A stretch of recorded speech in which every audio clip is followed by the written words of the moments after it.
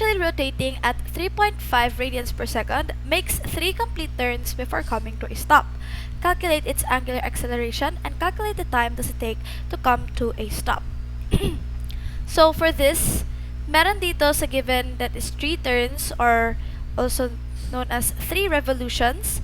Let's turn those into radians. And for that, that is theta is equal to 3 revolutions multiplied by 2 pi radians over 1 revolution. And we're gonna get the answer of 6 pi radians.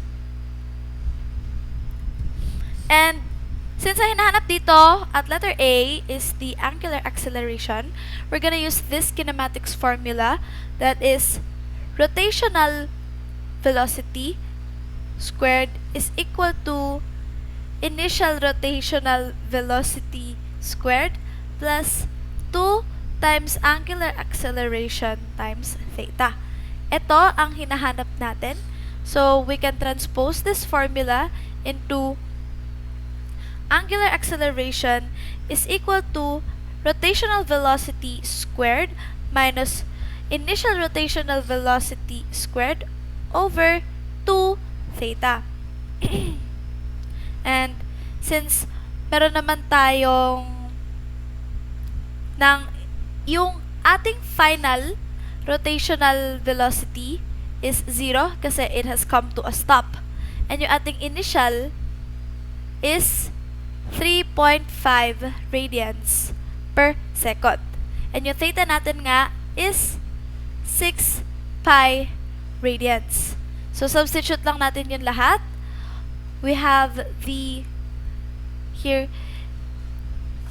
final rotational velocity which is 0 squared minus 3.5 radians squared over 2 6 pi radians. And once na kinuha natin lahat, once na na-compute na lahat, we're going to get the answer of negative 0.3249 radians per second squared. And this is our angular acceleration. Next naman, calculate the time does it take to come to a stop. Ang hinahanap natin dito naman is yung time. And for this, we can use the first kinematics formula, which is the rotational velocity is equal to initial rotational velocity plus the angular acceleration multiplied by time.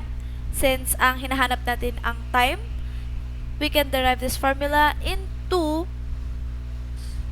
the rotational velocity minus initial rotational velocity over the angular acceleration.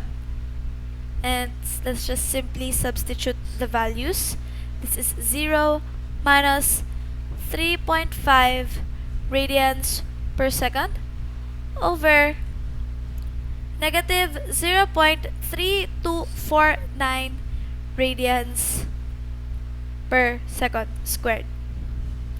And we will get the time that is 10.773 seconds. And ito ang answer sa letter B.